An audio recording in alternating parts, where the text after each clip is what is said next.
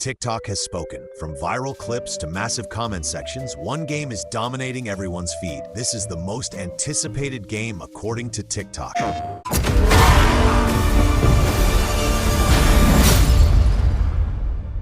We are finally closing in on the return of James Bond to the medium that arguably suits him best. And if the latest look at 007 First Light is anything to go by, IO Interactive hasn't just adapted the license. They have completely dissected and rebuilt it. Sitting here in early 2026, looking toward that confirmed May 27th release date, the relief is palpable. Not just because the delay from March moved us safely out of the blast radius of other heavy hitters, but because that extra polish time seems to have been spent refining the one thing that killed previous Bond games: identity. We aren't getting a reskinned Call of Duty or a generic third-person cover shooter. We are getting the Hitman DNA evolved into something far more reactive and dangerous. The creative approach system they demoed, where you can fluidly shift from sipping a martini in a social stealth segment to a chaotic, improvised escape when your cover blows, feels like the first time a developer has understood that Bond isn't just a soldier. He's a spy who makes mistakes. And let's talk about that casting. Patrick Gibson as this raw, arrogant 26-year-old Bond works surprisingly well, grounding the origin story in a way that feels distinct from the Craig or Brosnan eras. But the real headline stealer is Lenny Kravitz as the villain, Bama. His performance in the trailers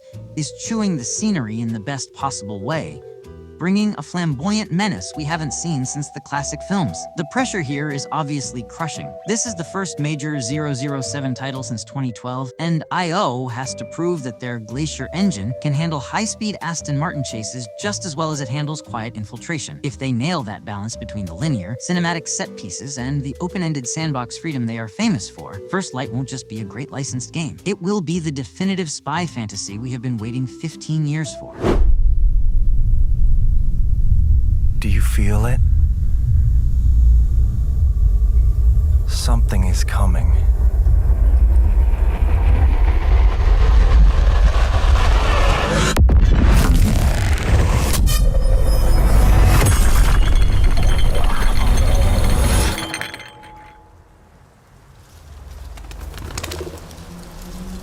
An intrusive pattern.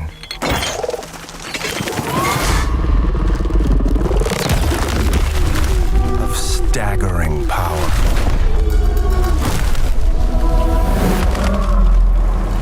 Reshaping reality as we know it. Everything we tried to keep inside eventually worms its way out.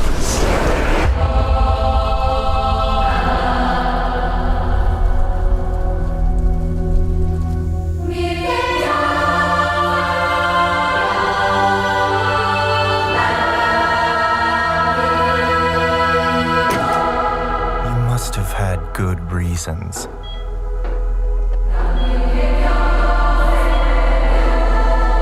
we were not prepared.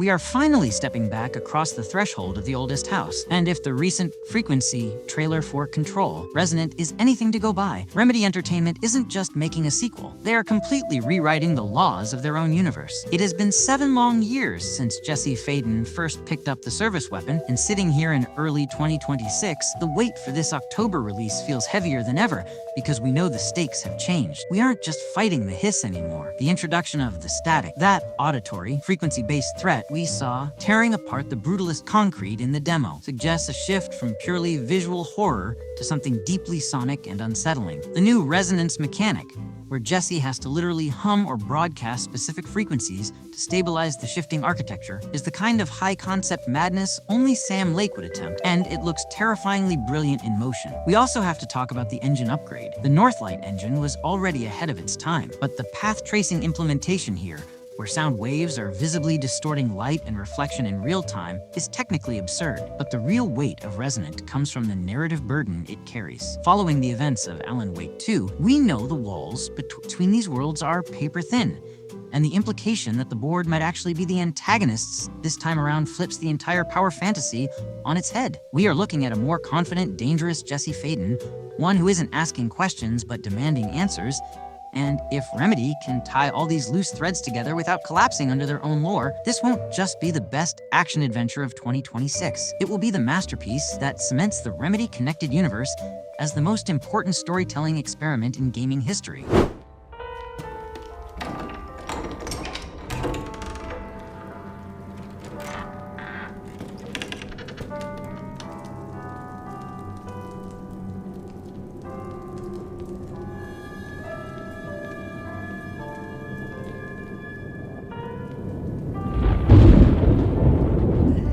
Hello? It hasn't been easy. But after much effort, here we finally are. Who are you? I know now that you're the one that I've been searching for. The special one. The chosen one.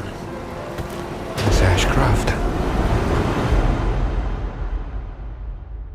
It is genuinely hard to believe that after 6 years of rumors, silence, and that scrapped multiplayer concept, we are finally less than a month away from Resident Evil Requiem, and the fever pitch around this February 27th release feels different, heavier, almost final. We're sitting here in early February 2026, and looking at the demo footage and the hands-on reports dropping this week, Capcom isn't just releasing a sequel to Village. They are attempting to bridge the franchise's entire identity crisis by literally splitting the game in two. On one hand, you have Grace Ashcroft, daughter of Outbreak's Alyssa, which is a deep-cut lore nerds are still losing their minds over, delivering that claustrophobic, flashlight in a dark hallway terror reminiscent of Resident Evil 7, where you feel genuinely underpowered and hunted.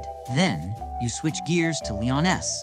Kennedy, who has aged into this grizzled, Weapon X era veteran, bringing the high-octane, roundhouse-kicking action that defined the RE4 remake, effectively promising us two distinct games in one package. The technical ambition here is staggering, especially with the confirmation that this is a day one launch title for the Nintendo Switch 2, reportedly running without compromising the RE engine's path-traced lighting, which sounds like black magic until you actually see it in motion. But beyond the tech and the fan service, the title, Requiem, hangs over this release like a guillotine, suggesting that this isn't just another bioterror incident, but a swan song for the characters we've followed for 30 years. If the leaks about this being a finale for the current timeline hold water, we aren't just preparing to play a game. We're preparing to say goodbye to an era, making that wait until the 27th feel agonizingly long. What you doing up there? I'm just fixing some leaks. Seriously, dude, you got some time on your hands. I got some properties with paying tenants. Oh, that's why you came by? Just go get me my checks. See you, Brian. Love you, Jason.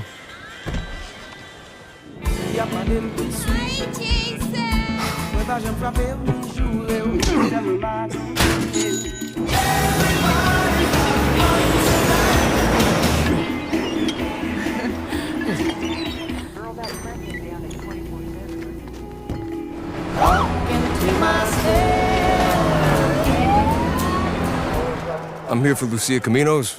She's supposed to be getting out. What's your name? Jason Duval. I seen you here before. You might have.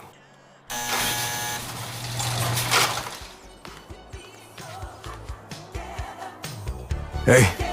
Hey. If there is one topic that has defined the last 6 months of gaming discourse more than any actual release, it is the deafening silence surrounding Grand Theft Auto V following that heart-stopping delay announcement last November. We are sitting here in early February 2026, a time when we should have been playing the game right now, according to the original 2025 window. But instead, we are staring down the barrel of a November 19th release date that feels both tantalizingly close and agonizingly fragile. The mood right now is a strange mix of resignation and feral anticipation. The community has dissected every frame of the Trailer 2 footage until the pixels bled, mapping out Vice City and the Leonida wetlands with a level of forensic obsession that frankly scares me. But the real tension comes from today's Take-Two earnings call. Because in this industry, a release date is just a suggestion until the game goes gold.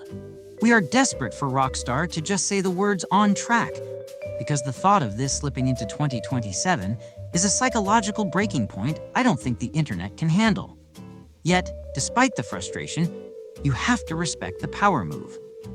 Rockstar is the only studio on the planet that can delay the most expensive entertainment product in history by a full year and have the stock price stabilize simply because we all know that when Jason and Lucia finally kick open those convenience store doors, the world stops. We aren't just waiting for a game. We are waiting for a cultural reset. And if that extra year of polish means we get a dense, living world that makes Red Dead 2 look like a tech demo, then the wait until November will be worth every painful second.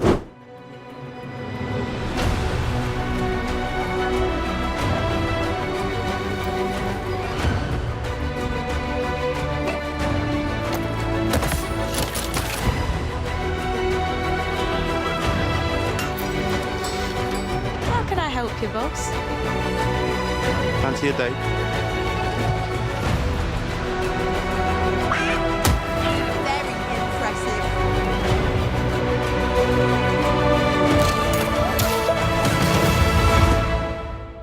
It has been over a decade of silence, rumors, and reboots, but we finally have a concrete reality for Fable, and looking at the autumn 2026 release window, the stakes for Xbox could not possibly be higher. What we saw in the recent deep dive wasn't just a game trailer, it was Playground Games fighting to prove they are more than just the Forza studio. And honestly, the footage suggests they might have actually pulled it off. The visual fidelity is staggering, leveraging the Forza tech engine to create an Albion that looks less like a video game and more like a grim fairy tale painting come to life. But the real discussion, and the source of the recent forum wars, is the gameplay loop. The new style-weaving combat, which encourages you to juggle enemies by instantly swapping between heavy weaponry and physics-based magic, looks incredibly fluid, finally addressing the clunky stiffness that plagued the Lionhead era. However, we cannot ignore the massive cultural shift surrounding this launch. The confirmation that this is hitting PlayStation 5 on day one has fundamentally altered the conversation, turning Fable from a console war weapon into the ultimate test subject for Microsoft's new publishing strategy. And then there is the creative risk, the decision to launch without a dog companion, focusing instead on a complex, reactive NPC reputation system. It is a controversial move that strips away a core pillar of the franchise's identity, forcing the writing, spearheaded by the dry, cynical wit of characters like Richard Ayoade's Dave, to carry the emotional weight of the experience entirely on its own. We are looking at a game attempting to balance nostalgia with modern RPG depth, all while navigating the immense pressure of a new IP direction. If the morality system is as nuanced as they claim, and if that British humor lands without feeling forced, this won't just be a successful reboot. It will be the RPG that defines the latter half of this generation.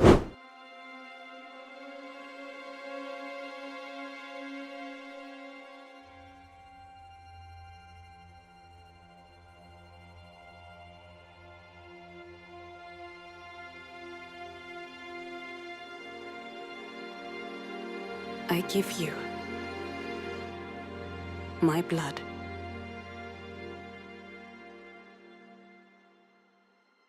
I give you my life.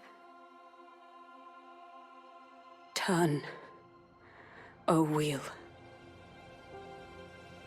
and transport him to a night of moonlight, to humanity's very dusk.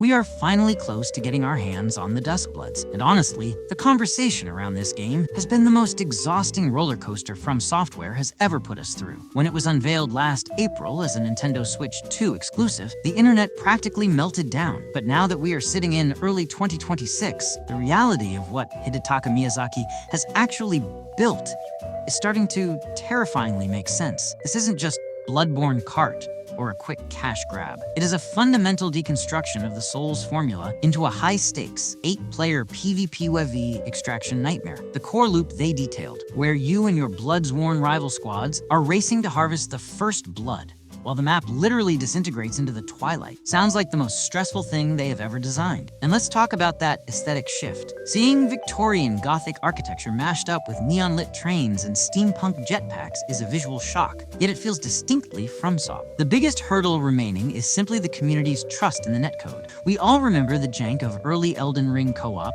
and for a game that relies entirely on precision parries and victory point extraction mechanics, any lag on the Switch 2's infrastructure will be fatal. Yet, despite the fears about it lacking a traditional single-player campaign, you cannot watch that gameplay of a vampire gunslinger grapple hooking onto a moving locomotive while fighting a boss and not feel that familiar itch. If the upcoming network test holds up, this won't just be the Switch 2's killer app. It will be the game that proves Miyazaki can master multiplayer chaos just as well as he mastered lonely despair.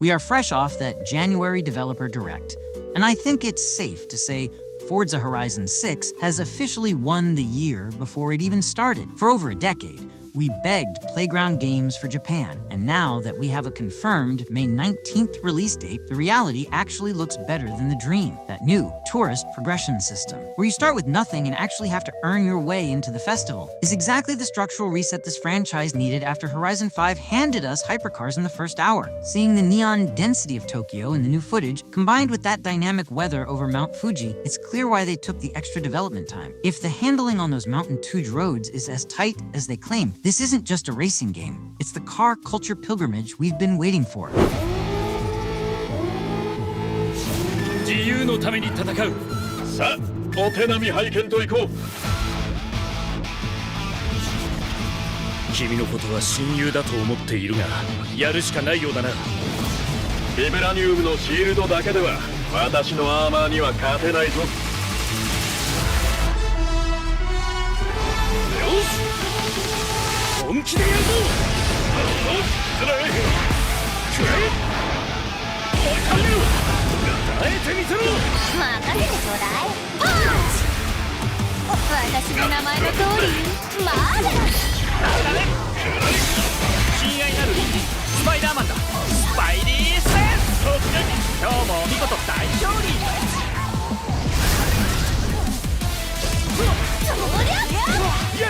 俺とやり合うってか？調子が出てきたぜ。俺様の名はスターロード。胸に刻んでおきだ。数を知らない。シートベルト知ればさない。イー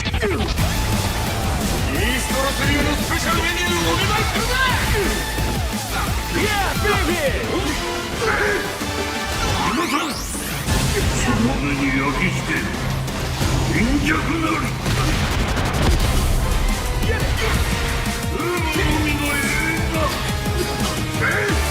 援護する風よ荒れ狂えたとえ人々に嫌われていても私は世界を守るさあ耐えられるかしら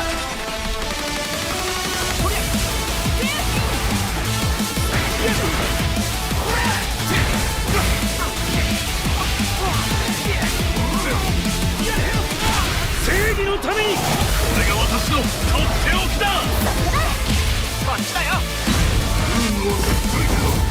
全てを焼き尽くすよ抱かれなさいせやまたなベイビー我々のチームワークは絶対に破れないマーベル闘魂ファイティングソウルズ We are officially living in the timeline where the Arx's Marvel game is real, and after that extensive closed beta back in December, the conversation around Marvel Tokon, Fighting Souls, has shifted from "is this real?" to "is this going to dethrone Marvel vs. Capcom 2? It is early 2026, and while we are still waiting for a final street date, the sheer mechanical density of this 4 volts 4-tag fighter is already keeping the FGC up at night. The Tokon system itself, that soul swap mechanic where you physically trade health bars to extend combos, is the kind of high-risk, high-reward genius we expect from the Guilty Gear team, finally giving us a Marvel game that rewards technical aggression over infinite spamming loops. But we have to talk about the elephant in the room, the netcode lobbies. The beta was a disaster of connectivity. And if Sony and Arx's don't fix that archaic lobby system before launch, it won't matter how good Ghost Rider's Vengeance Gauge feels or how stunning the anime-shaded Spider-Man looks. The game will die on the vine. Yet, despite the technical hiccups, there is an electric energy around this title that we haven't felt since 2011. Seeing Dr. Doom utilize Aegis Reflector mechanics alongside Star-Lord in a match that looks like a moving comic book panel is a dream come true. If the rumors of a season 1-inch pass, including the X-Men heavy hitters like Magneto, turn out to be true, this isn't just a fighting game. It is the competitive future of the Marvel brand. The future. It isn't just a dream. It's a promise. One we're turning into reality.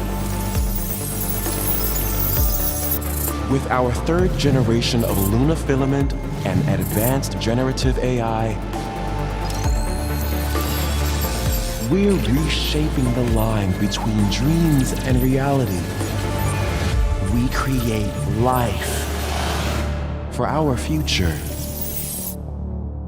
Delphi Corporation.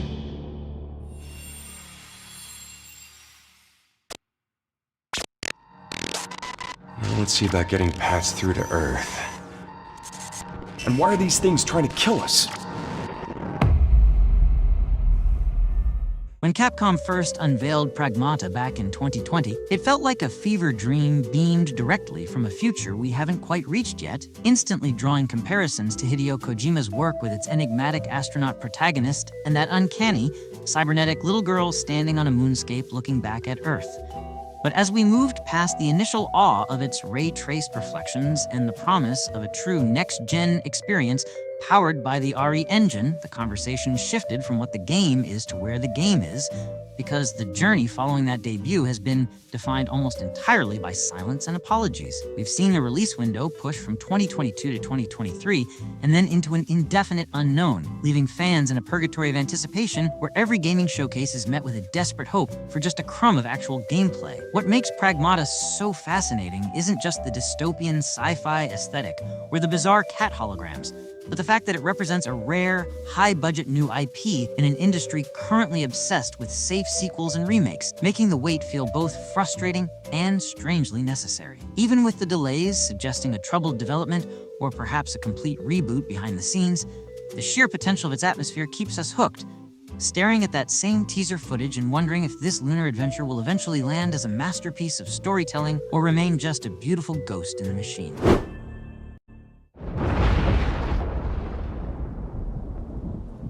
Been fighting longer than I can remember.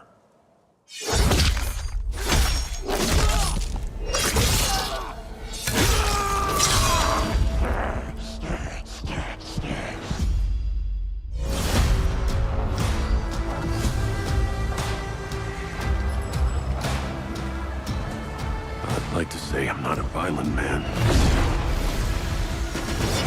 The trouble just has a way of finding me. But I'd be lying. Doesn't matter where I go.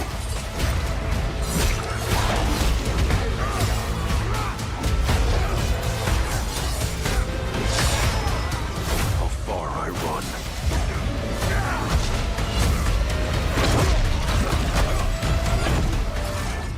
We are finally in the home stretch for Marvel's Wolverine, and if the chatter around the fall 2026 release window is anything to go by, Insomniac is about to redefine the superhero genre all over again. It's been a turbulent road getting here. From that initial bar teaser way back in 2021 to the devastating data breaches of 2023 that threatened to spoil the entire narrative. But what we saw at the State of Play last September proved that the studio hasn't just recovered, they've evolved. We are looking at a Logan that finally feels dangerous, stripping away the T-rated safety net of Spider-Man for a visceral, M-rated brawler that embraces dismemberment and the heavy, tragic weight of the Weapon X program. The casting of Liam McIntyre feels like a masterstroke now that we've seen him in motion, capturing that gruff, berserker energy without just imitating Hugh Jackman. As we wait for the final marketing blitz expected this spring, the real question isn't whether the game will be good. Insomniac's track record practically guarantees that. But whether it can successfully balance the linear, narrative-heavy focus we saw in the trailers with the feral freedom players expect from Wolverine. If they nail that regeneration mechanic